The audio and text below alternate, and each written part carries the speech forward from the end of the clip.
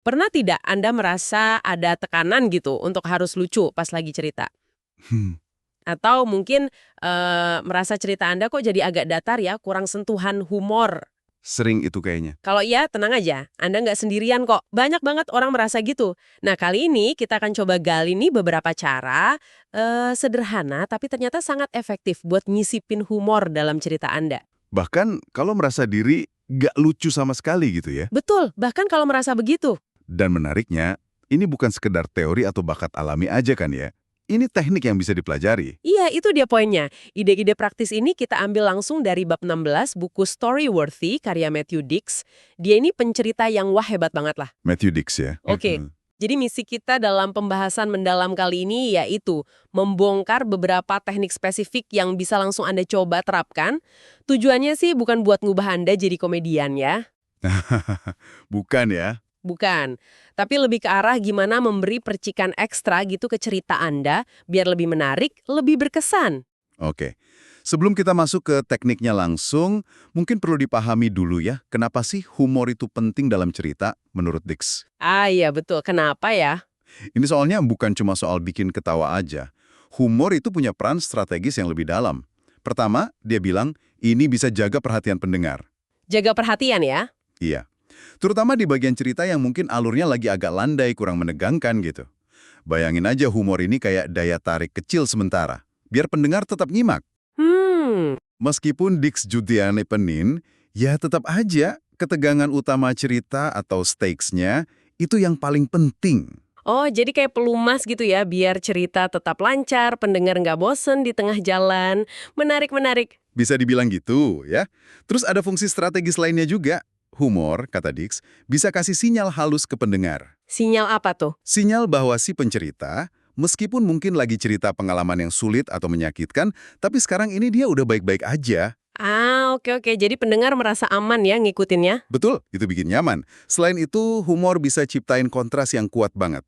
Coba bayangin, momen ketawa sesaat sebelum momen yang sedih atau menyentuh. Justru bikin yang sedihnya lebih ngena ya? Persis, emosi sedihnya bisa jadi lebih dalam, lebih berdampak. Bener juga. Kontras itu seringkali memperkuat rasa ya, kayak makan manis setelah pahit gitu deh. Tepat. Dan terakhir nih, humor itu ngasih kesempatan buat pendengar untuk nafas bentar. Ambil jeda gitu ya? Iya, jeda sejenak setelah bagian cerita yang mungkin intens banget atau menguras emosi. Jadi, penempatan humor yang pas itu bukan cuma hiasan, tapi bagian dari arsitektur cerita yang efektif. Oke. Ini pemahaman fungsi strategis humor penting banget sih. Nah, sekarang mari kita lihat alatnya nih.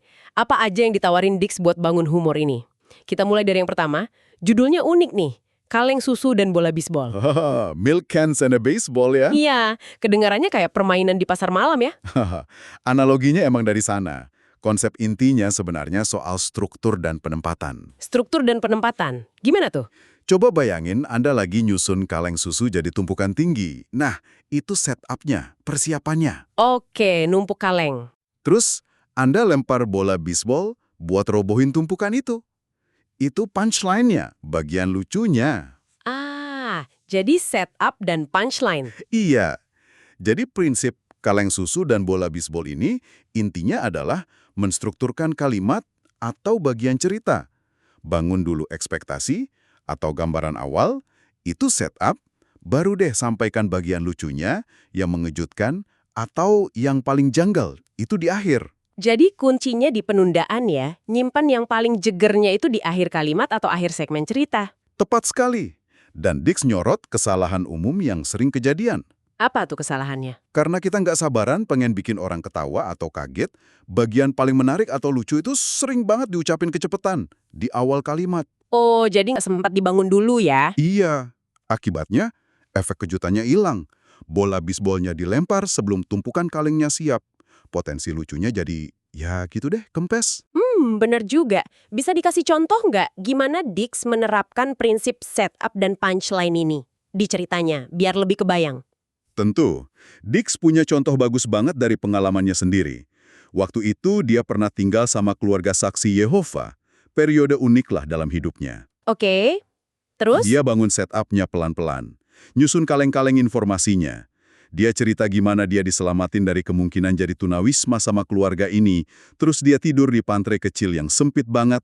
Dia berbagi ruangan itu sama pria namanya Rick. Pantry, tidur di pantry. Iya. Dan si Rick ini punya kebiasaan aneh.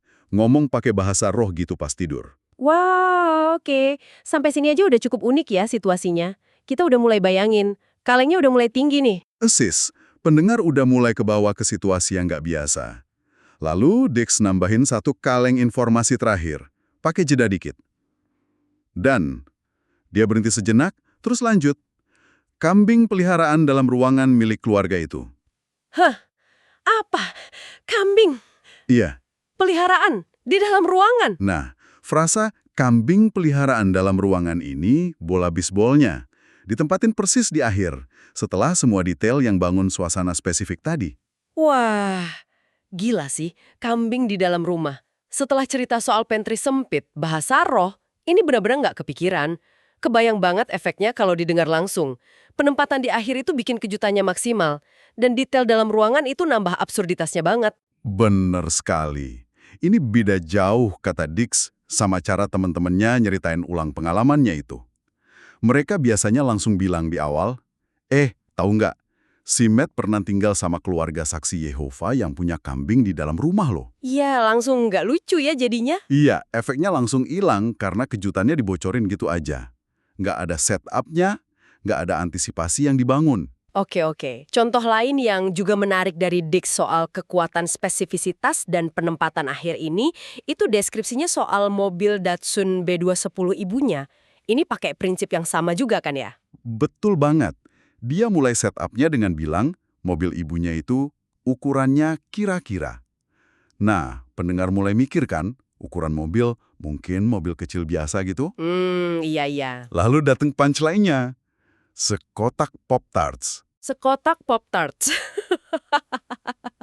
Itu spesifik banget, visual, dan benar-benar nggak terduga sih.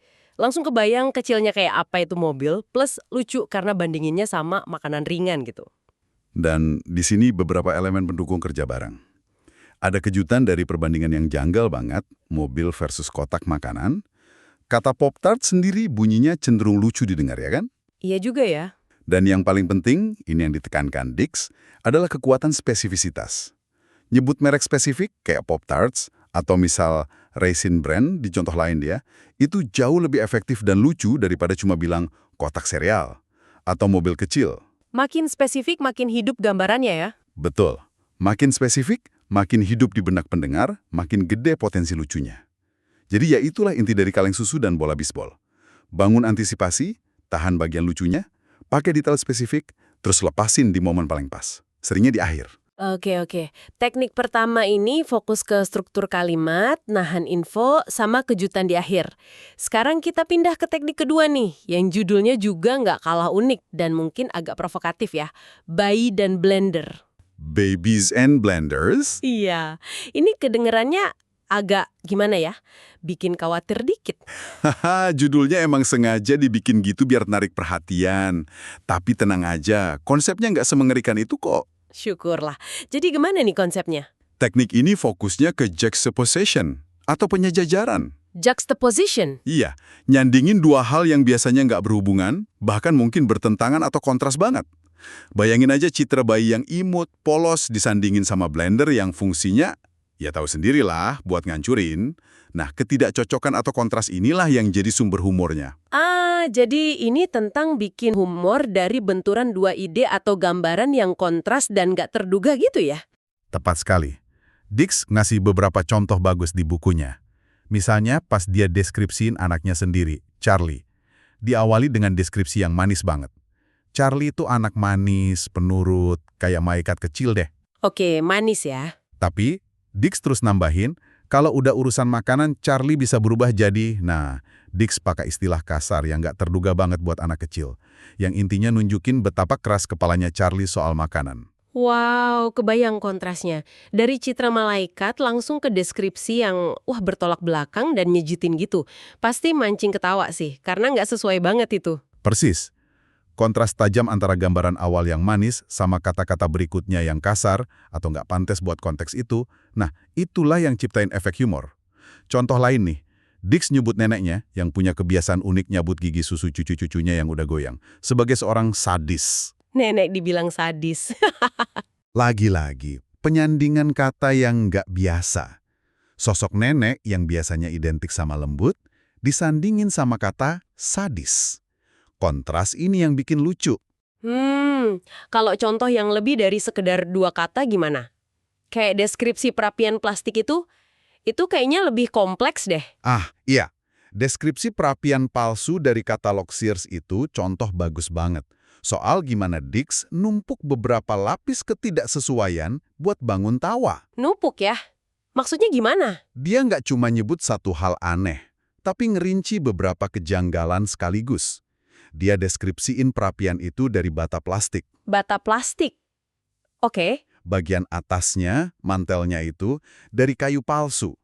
Dan yang paling puncak nih, bingkai foto di atas mantel itu isinya bukan foto keluarga Dix sendiri. Loh, terus foto siapa? Foto model bawaan dari katalognya. Keluarga Kaukasia pirang yang senyum lebar gitu. Orang yang sama sekali dia nggak kenal. Astaga. Jadi ada beberapa lapis kejanggalan di situ. Bahan plastiknya, kayu palsunya, fakta beli dari katalog, terus puncaknya foto orang asing di tempat yang harusnya buat foto keluarga. Semuanya ditumpuk jadi satu. Benar. Kombinasi dari elemen-elemen yang terasa salah tempat atau nggak otentik inilah, plastik, palsu, katalog, foto model, yang ditumpuk jadi satu, deskripsi buat ciptain efek komedi yang kuat. Pantesan lucu ya? Dix bahkan bilang dia sering pakai deskripsi ini di bagian awal ceritanya buat dapetin tawa pembuka dari penonton. Cara cepat buat bangun koneksi gitu. Ini esensi dari Bayi dan Blender. Cari kontras, ketidaksesuaian, atau hal-hal yang aneh kalau disandingin, terus tonjolin itu di cerita Anda. Oke, jadi kalau saya simpulkan sementara nih ya, kedua teknik ini, kaleng susu dan bola bisbol, sama Bayi dan Blender, pada dasarnya kayak alat bantu gitu ya? Betul, alat bantu. Semacam kerangka berpikir buat bantu kita menstrukturkan humor biar lebih nendang, bukan aturan kaku yang harus diikutin mati-matian. Ini kabar baik sih, terutama buat kita yang mungkin ngerasa nggak berbakat melucu secara alami. Sangat tepat. Ini soal teknik, soal craft atau keahlian yang bisa dipelajari, bisa dilatih. Bukan semata-mata soal bakat bawaan aja. Anda bisa mulai perhatiin elemen-elemen ini di cerita yang Anda dengar atau baca. Oh iya ya. Dan tentu aja, pas Anda nyusun cerita Anda sendiri. Anda yang lagi dengerin bisa coba nih. Lain kali denger temen cerita lucu, coba analisis deh. Dia pakai struktur kaleng susu nggak ya? Atau ada unsur Bayi dan Blender, kontras yang janggal. Bisa jadi latihan yang menarik loh. Tapi, ada satu pengingat penting yang selalu ditekankan sama Dix. Apa tuh? Seefektif apapun teknik humor yang dipakai, humor itu harus selalu melayani cerita. Melayani cerita ya, bukan sebaliknya. Betul, tujuannya bukan buat pamer jago ngelucu atau bikin penonton ketawa ngakak sampai lupa inti ceritanya apa. Humor itu ada buat perkuat koneksi emosional, jaga keterlibatan pendengar, dan pada akhirnya bikin pesan atau pengalaman di cerita itu lebih nyampe dan berkesan. Ini poin krusial banget. Jangan sampai lucunya jadi distraksi atau malah nutukin makna cerita kita ya.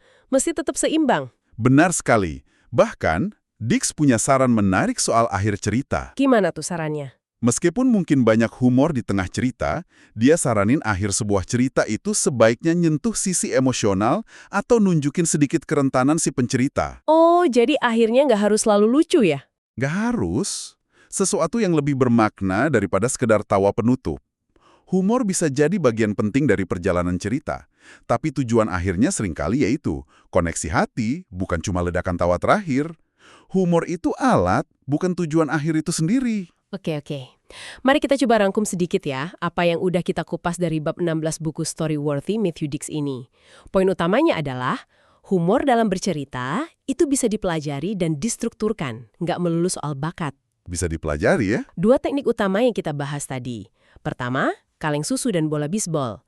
Intinya bangun antisipasi atau setup, terus kasih kejutan atau punchline di akhir. Di akhir ya, kuncinya. Kedua, Bayi dan Blender, yang mainin juxtaposition atau nyandingin hal-hal yang kontras, nggak biasa atau aneh kalau ditaruh barengan. Kontras yang tak terduga. Kunci sukses kedua teknik ini seringkali ada di setup yang bagus, elemen kejutan yang kuat, sama penggunaan detail yang spesifik dan visual. Itu penting banget ya, spesifik. Spesifik, betul. Dan penting buat diingat lagi, tujuan nerapin teknik-teknik ini bukan semata-mata demi lucunya aja. Bukan itu ya tujuan utamanya. Bukan. Lebih dari itu, tujuannya bikin cerita Anda secara keseluruhan jadi lebih hidup, lebih menarik, lebih berkesan. Dan pada akhirnya, bangun hubungan emosional yang lebih kuat sama pendengar Anda. Hubungan emosional. Iya, humor itu salah satu perkakas ampuh lah di kotak peralatan pencerita buat capai tujuan yang lebih besar. Bagi pengalaman, bangun koneksi, numbuhin pemahaman, gitu kira-kira. Nah, sebagai penutup nih, kami mau tinggalin Anda dengan sebuah pemikiran buat direnungkan. Yang bisa Anda ceritain ulang pakai salah satu teknik tadi. Momen apa ya kira-kira? Kejutan apa yang bisa Anda bangun pakai struktur kaleng susu dan bola bisbol dengan nahan bagian paling lucunya sampai akhir? Atau kontras menarik apa yang bisa Anda tonjolin pakai prinsip bayi dan blender, nyandingin dua hal yang nggak terduga? Menarik untuk dicoba. Mungkin dengan sedikit sentuhan teknik ini, momen lucu itu bukan cuma jadi cerita ringan aja, tapi juga cerita yang lebih nempel dan berkesan buat siapapun yang dengerinnya. Bisa jadi, itu bahan buat cerita Anda berikutnya.